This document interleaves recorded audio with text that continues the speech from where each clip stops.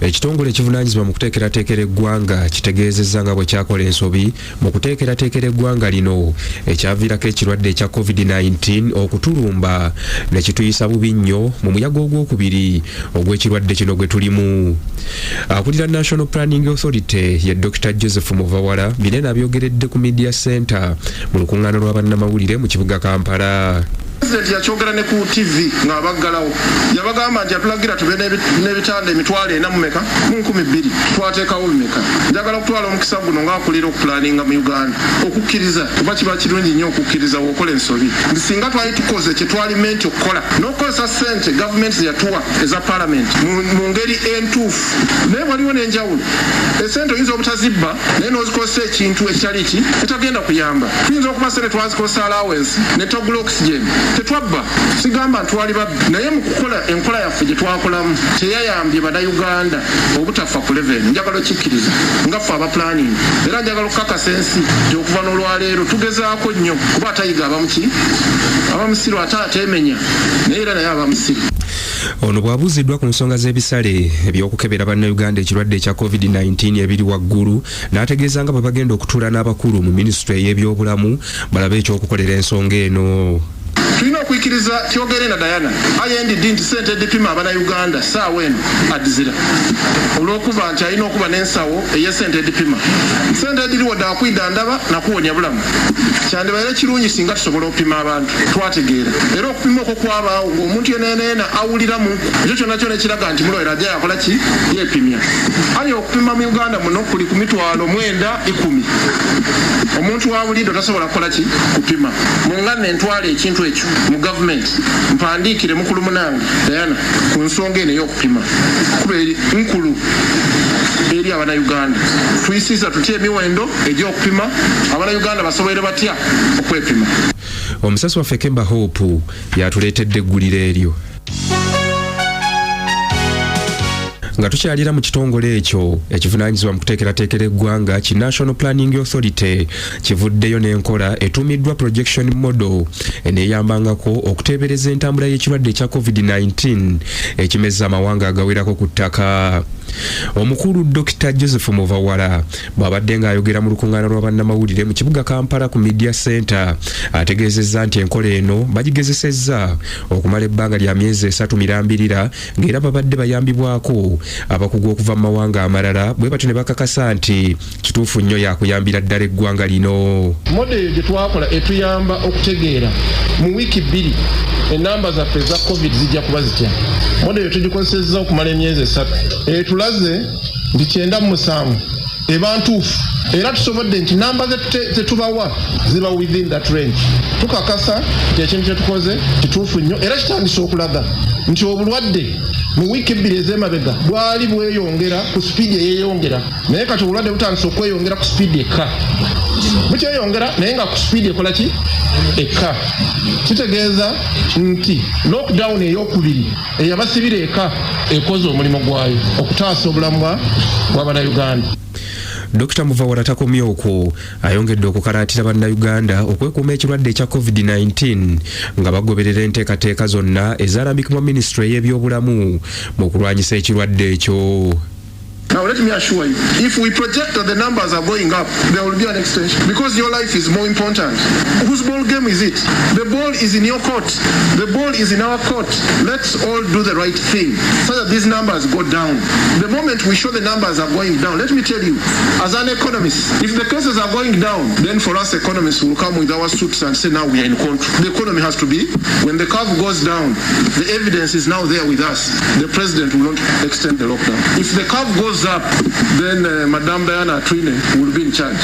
We want to be in charge. Olukiiko olulwanyisa ekirwadde ekya COVID-19 mu disitulikiti ey'Emityana olwa Mityana District COVID-19 Task Force lulabudde abantu abakyategeka emikolo egisuusa abantu 20 ekintu ekigenda okuviirako okwongera okusaasaanya ekirwadde ekya COVID-19. Bw'abadde ng'ayogerako ne bannamawulire omukulu Edward Muganga nga ye mwogezi w'olukiiko olwo asabye abantu okugondera ebiragiro byonna ebyayisibwa gavumenti naddala okwewala okwetaba ku mikolo egisuusa omuwendo gw'abantu ogwalambikibwa gye buvuddeko. tubakubiriza okuyimiriza emikolo gyonna muleme kusukka abantu 20. Embaga esobola okukolebwa naye nga tasukka abantu 20. Bw'oba toli muyite togenda okuziika, bw'oba toli muntu wa nkizo wa family osobola okuweereza amabugo ku mobile money naye nga togenze. Bino byonna bikolebwa okulaba nti tetusaasaanya kirwadde kino kya COVID-19. Omusasi waffe Moses Semuyaba yatuleetedde emboozi eyo. Abagoba ba taxi mu kibuga ky'Emitiiyana bategeezezza nga bwe bamaliriza kaweefube w'okuwandiika bannaabwe era amannya gaaweereddwa dda tawunikirako wa munisipaali eyo okulaba nga bafuna ensimbi za gavumenti ze yasuubiza okuwa abantu abasobeddwa mu muggalo guno. Bino bikakasiddwa ssentebe w'abakola omulimu guno ku siteegi ya Mitiiyana Mubende Kasanda Nsubuga Aksam n'agamba nti mu kiseera kino ogwabwe guwedde nga kati balinze ensimbi okulaba nga zijja ku masimu g'abantu abo bonna abaawandiikibwa.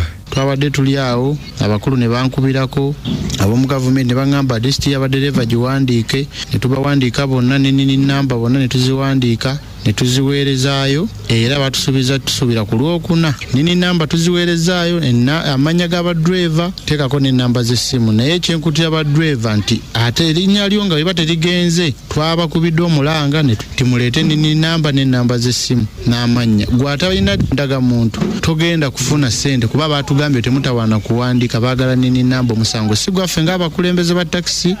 Wabula ono bw'abuuziddwa ku muwendo okugenda okusindikibwa ku masimu g'abantu abasobeddwa mu n'omuggalo guno ogw'ekirwadde ekya COVID-19 annyonnyodde bw'ati. Sente ezo zijja kuba ntono kubanga abamu bapangisa abalala balina families nene ziba ntono naye at least bagamba nyama ntono kaana eri mu nkwawa zo ntono okusinziira ku badriver ovunaanyizibwa n'omuntu yali yemanyidde okukola emitwalo 10 ayinza ogikolera ennaku 2 oba 3 abazifunye mu myezi gye batusibye gino gyonna kakasanga sente ezo ntono era nandisabye ne bongerakokko.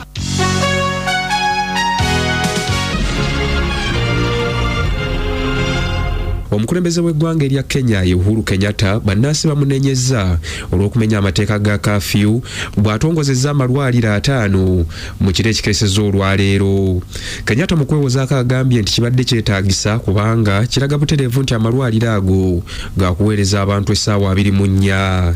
Ono ayongeddeko n'agamba nti kiba kukolebwa misana ttuku yandimenye etteeka eryatoosemberera olw'omuwendo gw'abantu abandibadde baagala okutuuka mu bifo ebyo okulaba engeri jaggulawo amalwaliro ago.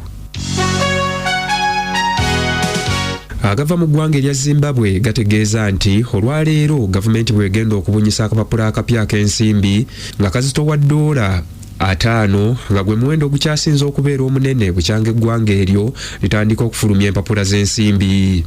Olupapula olwo mu nsimbi ez'eggwanga erya Amerika ze ssente 6 nga muzaawano giri $17.5. Ensimbi ezo zaatongozeddwa akawungeezi akayise era banka enkulu yategeezezza nga bw'egenda okusaasaanya obukadde bwa $360 obw'ensimbi ezo mu banka eziwerako nga mu nsimbi ezaawano ke Kasekalamba n'obuwumbi 260 obw'ensimbi ez'eggwanga lya Tulino. Guno gwe mulundi ogw'omukaaga ng'eggwanga erya Zimbabwe nga likubye ensimbi empya wabula olw'okunaabuuka kw'ensimbi okuli mu ggwanga eryo abantu babadde tebakyayagala kukozesa nsimbi ez'emiwendo emitono.